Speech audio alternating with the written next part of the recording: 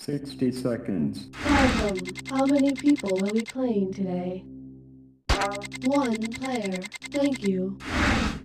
Gameplay functions as follows. When you have located the correct answer to a question, buzz in to indicate your desire to answer. Then choose the button that corresponds to the correct answer. These buttons will act as your buzzers. The 4 symbol buttons will be used to choose your answer. 5, 4. Now loading.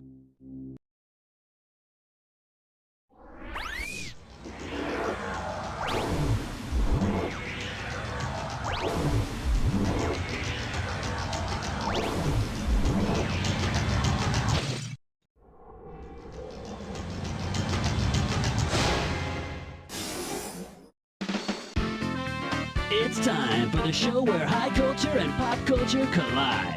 Well, look at you playing You Don't Know Jack PlayStation all by yourself. Oh, well, I should be honored. I mean, you could be playing with Laura Croft, right? You should probably understand this right from the get-go. Just because I'm taking time out to play with you does not mean we're best friends now, okay?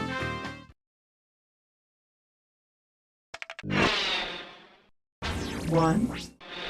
This category is lepers make damn good sausage. You get it right, I'm putting you up $2,000. Well, okay there, big guy. It's our Chicago episode. So not only are we going to talk about the teams and the buildings and the pizza, we're going to take a look at the darker side of that fair city. You know, like the Upton Sinclair writing about folks losing their hands in the Chicago sausage factories. You know what I'm saying? Yeah, let's get started, huh? Say a Chicago sausage factory. Okay, that's enough of that. My jaw hurts now. Say a Chicago sausage factory holds a company-wide game of Where is Thumbkin? Considering what's used for sausage casings, how will the thumbless factory workers reply? In a cow's stomach lining, in a sheep's intestine, in a pig's aorta, or in a horse's dermis. The traditional way of making sausage is to put spiced ground meat and occasionally a human thumb into a casing made from sheep's intestine. These appetizers are great. What are they? Oh, those are my finger sandwiches. Two.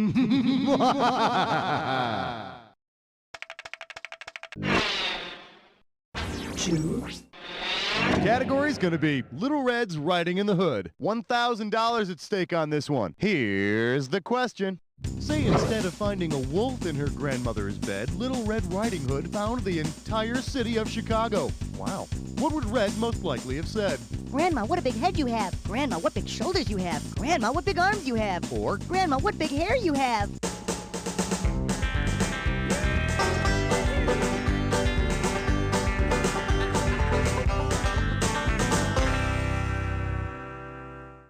so you don't lose any sleep over it. Chicago is known as the city of big shoulders. Turns out Granny was just wearing a new shirt with those sewn-in puffy shoulder pads. That's when Little Red Riding Hood really got scared. Three. I'm calling this one Thumbs Up Where. You get this one, you pocket $2,000. Okay, so it looks like Roger Ebert finally found a permanent partner to replace Gene Siskel. Yep, apparently this Richard Roper character will now be Ebert's other thumb. Sure took him long enough to find somebody, though. Suppose that while looking for his new partner, Roger Ebert had hired an animal with opposable thumbs to be his feuding pal. What animal would have joined him in the balcony? Any primate, any carnivore, any mammal, or any vertebrate? Although a primate could never replace Gene Siskel's incisive critical sense, primates do have opposable thumbs. Well, in my opinion, the film was perfect. Superb acting, flawless script, and impeccable direction. What did you think? Well, yes, you have a point there. Four. This one's called Hold Your Pinky Out When You Spit. You get it right, you get $2K. All right, give me your best shot. Suppose the White Sox hire Miss Manners to be their new coach. Given when it's proper to wear white, what will she insist be the length of their season? Memorial Day to Labor Day, Arbor Day to Flag Day, May Day to Independence Day, or Easter to Columbus Day? According to fashion tradition, those white socks are only appropriate between Memorial Day and Labor Day, but they can keep the black uniforms if Miss Manners says it's okay.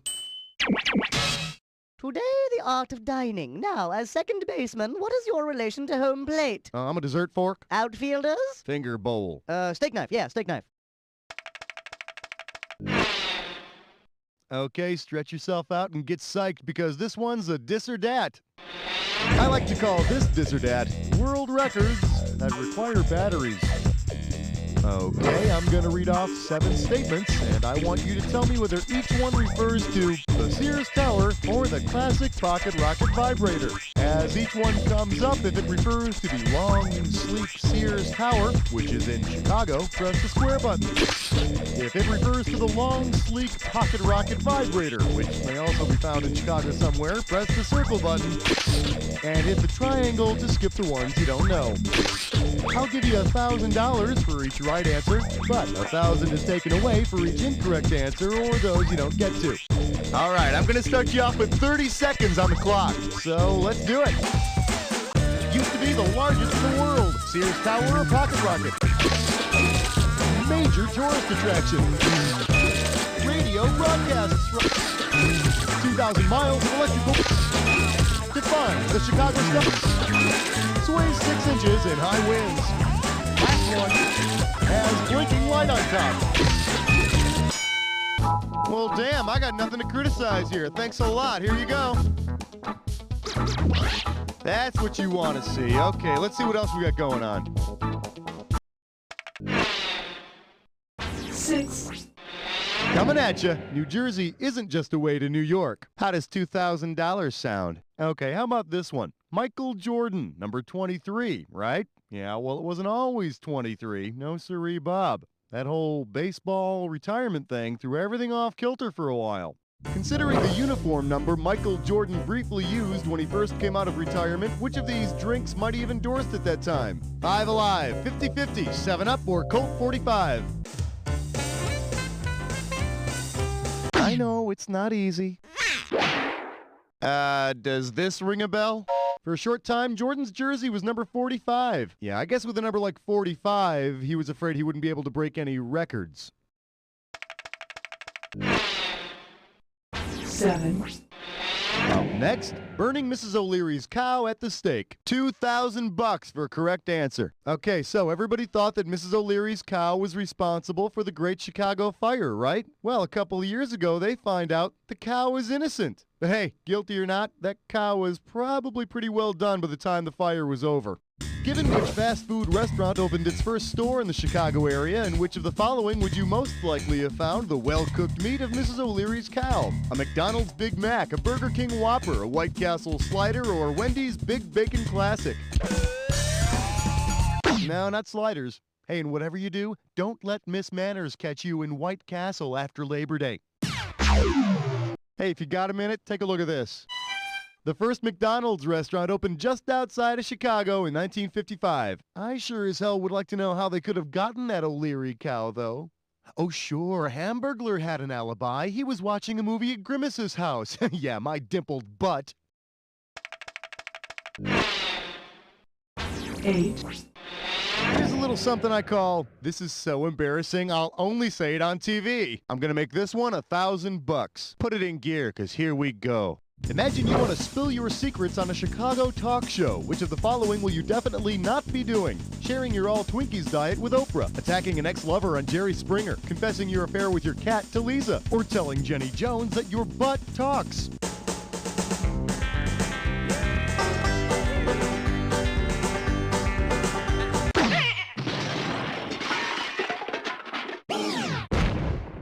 The correct answer is Lisa's the only one here that's not filmed in Chicago. And it's absolutely ridiculous to think that any self-respecting Chicagoan would have an affair with a cat. It's much more of a dog town. Isn't that right, Scruffy? Yeah, Daddy's almost done. Okay. 9, The category is Harvest Time at the Funny Farm. Get this one right, you get $1,000. See if you can wrap your skull around this. John Belushi was on Saturday Night Live in its first season. Bill Murray joined in the third season. Chris Farley appeared in the 16th season. But where did they all appear first? First town, second city, third world, or fourth place? Belushi, Murray, Farley, they all started out with Chicago's famed Second City Improvisational Theater. Then they moved to New York and were introduced to Victoria Jackson and that goat boy. 10, This category is first down and 7 deadly sins to go. I got $2,000 says you don't know this one. Heads up, here it comes. Considering the official classification for a group of bears, of which deadly sin would the Chicago Bears most likely be accused? Sloth, gluttony, pride, or lust? A group of bears is called a sloth. And considering the Chicago Bears' history, that's a compliment. I hope you've taken your medication because we're heading straight for a coinky-dink. All right, listen up. Here's how you play this thing. You're going to see a bunch of different pairs that are in some way connected to one another. And you're going to see a series of items that may or may not connect that pair. Buzz in to choose the item you think correctly joins the two. There's $1,000 in it for you if you're right, but choose wisely. If you're wrong, you lose $1,000. At the end, I'm going to give you a bonus question for some bonus cash. Let's just say you should pay close attention to all the correct answers. Your coinky-dink goes by the name My Kind of Down. All right, let's dive in. Blank Box Day and musical Blanks and Dolls. What do they got in common?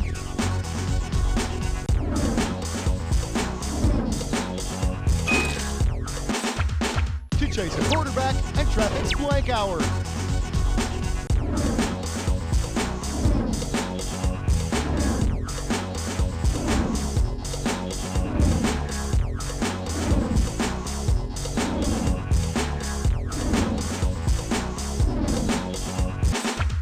Convalescent Aid and blank Texas Ranger.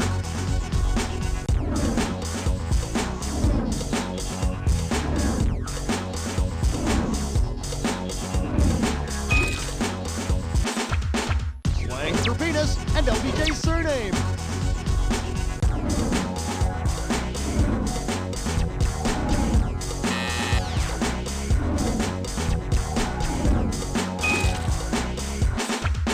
Monarch and chicken a la blank.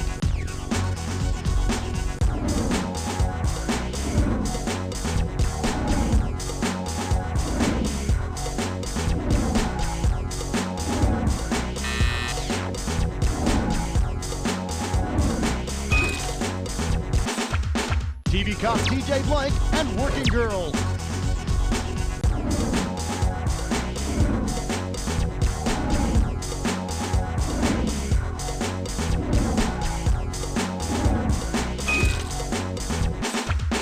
Hungry like the blank and the big bad blank.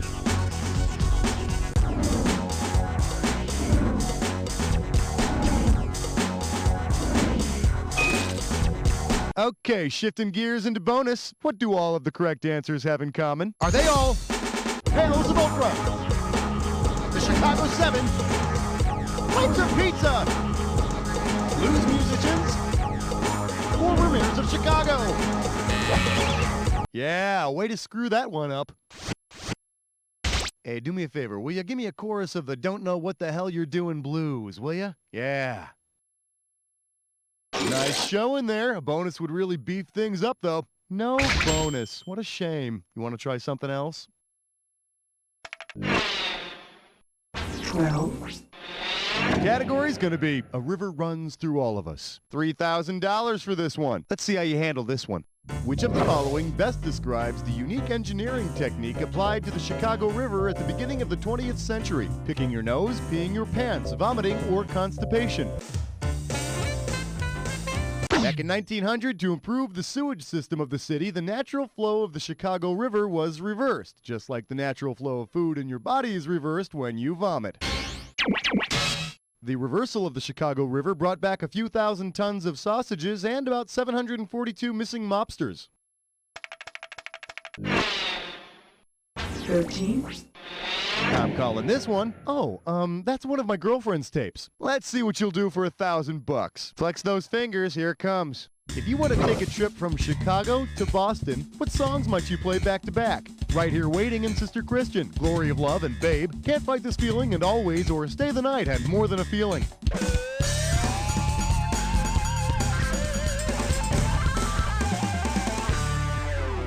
No, I was just talking about myself there. I was just saying that I can't fight this feeling.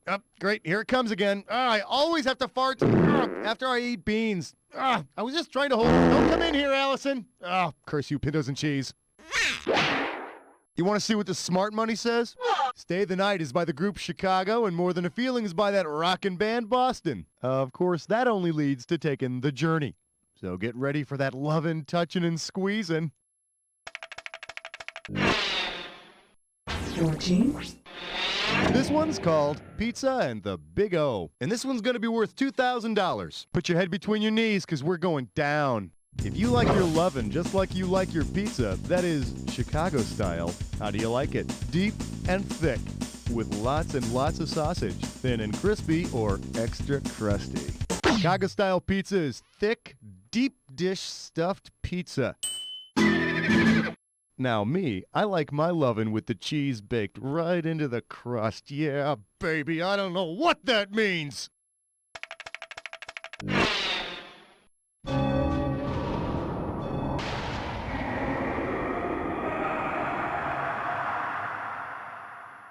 You're about to embark upon the attack. Hit your buzzer when you see two words that match. $2,000 if you're right, 2,000 off if you're wrong. It's not so hard. Just remember this. Remember the clue. It's got to be a match that fits this clue. Here's your long-distance windy dedication. Hey, I kind of like this. Coming up next, sports and traffic. Yeah, I could see that.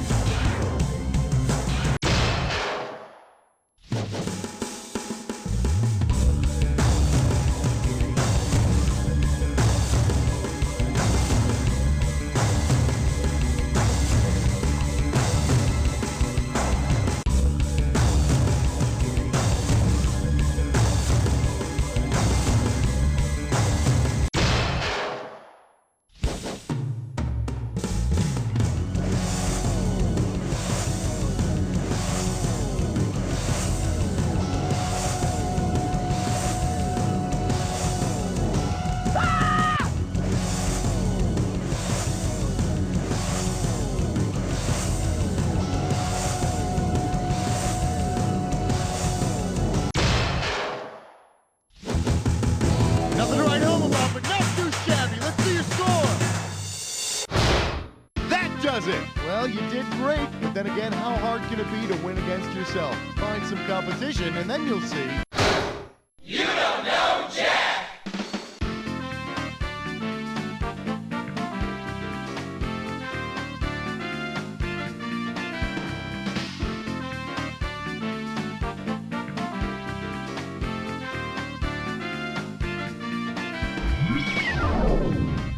The high scoreboard was here in London. Congratulations on being the first to enter it. Please enter your name.